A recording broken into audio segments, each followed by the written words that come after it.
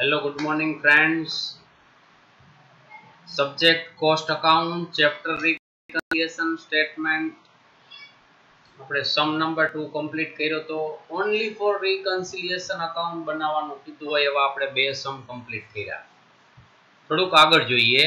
આ most important sum છે, most important. Question number 3 trading and profit and loss account of Shivam Limited for the year 2011 is as under. Debit particular amount rupees, particular amount rupees. To material 40,000, to direct labor 24,000, to factory overheads 16,000, to office overheads 14,000, to selling expenses 9,000, to preliminary expenses written off 4,000 and to net profit 2,200. Total 1,09,200. By sale 2,700 units 1 lakh. By closing stock 10% of the units manufactured 8,000. હવે સ્ટોકમાં 10% છે તો cell કેટલા થયા હોય ભાઈ 90% થયા હોય. આ યાદ રાખવું પડે.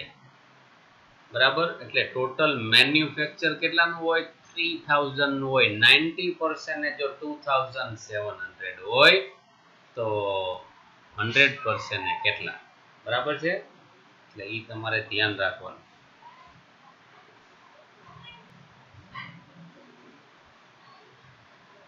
Dividend received 400, interest received 800, total છે 1,09,200. Cost accounts provide following informations. Number 1, material and labor are shown at their real value. Number 2, factory overheads are absorbed at 50% of direct labor.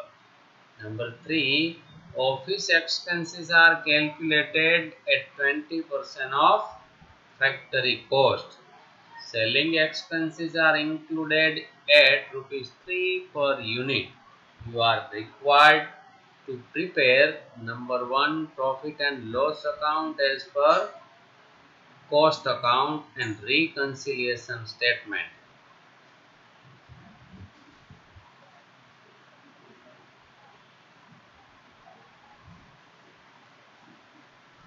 તો કોસ્ટ અકાઉન્ટ મુજબ profit and loss find out કરવાનો છે અને રીકન્સિલિયેશન statement.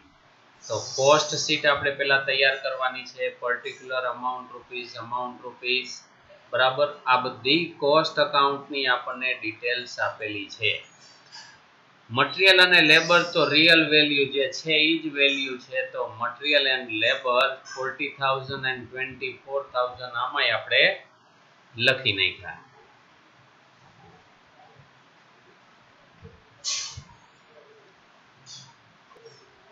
Total 64,000 prime cost. હવે ખાસ ધ્યાન રાખજો. Second point આવે છે factory overhead are absorb 50% of direct labour. તો આપણે લખ્યું કે ફેક્ટરી ઓવરહેડ 50% ઓફ લેબર. તો અહીંયા 24,000 છે ભાઈ, એના આપણે 50% કરી તો 12,000. તો ટોટલ કરી નાખો તો 76,000 તમને મળે. એને શું કહેવાય? Factory cost. આગળ તમે વાંચો તો office expenses are calculated at 20% of factory cost. તો આપણે લખ્યું કે plus office overhead 20% of factory cost. તો આપણી પાસે ફેક્ટરી કોસ્ટ બાય 76,000 મળી.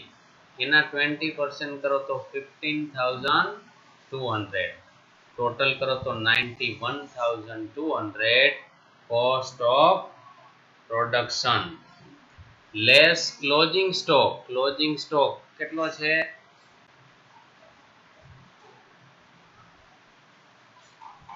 8000 આમાં 8000 આપેલા છે બરાબર છે તો ક્લોઝિંગ સ્ટોક ની વેલ્યુએશન કઈ રીતે થાય 10% ઓફ ધી મેન્યુફેક્ચરિંગ તો કોસ્ટ ઓફ પ્રોડક્શન છે એના 10% 91200 અહીંયા સુધી આપણે બધી કોસ્ટ થઈ હોય તો 10% સ્ટોક રહે છે તો એના 10% કરો તો ક્લોઝિંગ સ્ટોક 9120 અહીંયા જે રકમ હોય એના પરસેન્ટેજ જો આપેલા હોય તો ઈ કરવાના અને પર યુનિટ જો આપ્યા હોય તો યુનિટ સાથે મલ્ટીપ્લાય કરવાના આપણે જોવાની છે કોસ્ટ ઓફ પ્રોડક્શન બરાબર છે તો આને લેસ કરવાના છે એક્ઝામમાં ઘણા બધા પ્લસ કરવાનું હોય છે એટલે પ્લસ પ્લસ કરતા જાય છે તો production cost of goods sold આપણને મળે 82080 સેલિંગ એક્સપેન્સીસ જેટલા યુનિટ સેલ્સ થાય એના ઉપર જ એક્સપેન્સ લાગે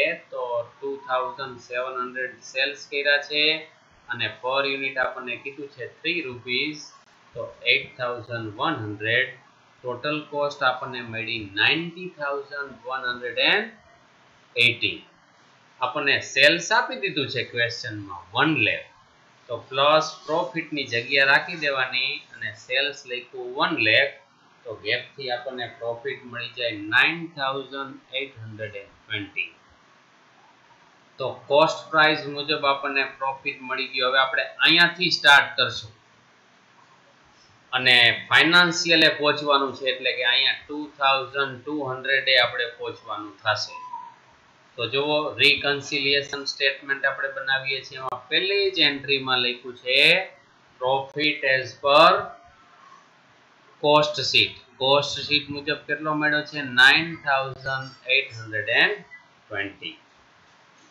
એડ 5-6 લીટી છોડી દેવાની અને લેસમાં 5-6 લીટી જોતું જવાનું મટીરીયલ આવી ગયું ડાયરેક્ટ લેબર ફેક્ટરી ઓવરહેડ આમાં કેટલો છે તો કે 16000 અને આમાં કેટલો છે ભાઈ 12000 તો ઓછો છે અંડર વેલ્યુએશન તો અંડર વેલ્યુએશન લેસ થાય under absorption of factory overhead કેટલો 4000 પછી ઓફિસ ઓવરહેડ આમાં જો તો 14000 છે અને આમાં ઓફિસ જો તો 15200 છે તો કોસ્ટમાં વધુ છે તો પ્લસ થાય over absorption of office expense 1200 difference બઈનો લખતું જવાનું સેલિંગ એક્સપેન્સ આમાં 9000 છે આમાં સેલિંગ એક્સપેન્સ જો તો 8100 તો અંડર વેલ્યુએશન છે તો under absorption of selling expense કેટલો 900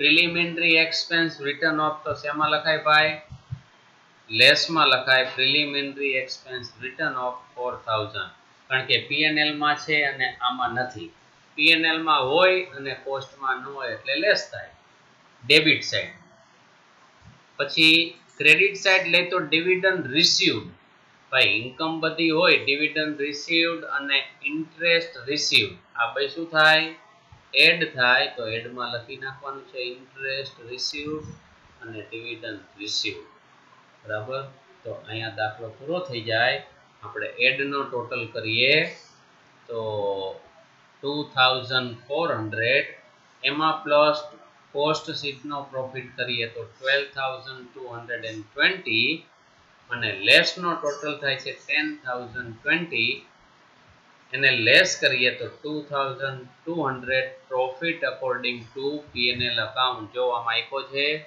2200 ટેલી થઈ જવો જોઈએ એટલે ખાસ ધ્યાન રાખવાનું કોસ્ટ શીટ તૈયાર થઈ જાય પછી તમારે આ પીએનએલ અકાઉન્ટ છે આપણું અને આ કોસ્ટ શીટ છે બેની કમ્પેરિઝન કરતું જવાનું છે મટીરીયલ લેબર બેમાં સરખા હતા તો કાંઈ એન્ટ્રી નો આવે ફેક્ટરી ઓફિસ સેલિંગ આ બેની કમ્પેરિઝન કરી નાખવાની ભાઈ કોસ્ટમાં વધુ છે તો એને એડ કરો ઓછો છે તો એને લેસ કરો બાકી પીએનએલ માં ડેબિટ સાઈડ એન્ટ્રી આપી હોય આપણે કોસ્ટમાં ન હોય તો એને ભાઈ લેસમાં લખી નાખો પીએનએલ માં ક્રેડિટ સાઈડ એન્ટ્રી આપી છે આપણે કોસ્ટમાં નથી તો એને એડ કરી નાખો આ રીતે તમારે સિક્વન્સમાં એન્ટ્રી લેતું જવાનું છે અને આમાં મૂકતું જવાનું છે આવા વધુ પડતા દાખલા પૂછે છે બરાબર છે. આ મોસ્ટ ઇમ્પોર્ટન્ટ સમ છે.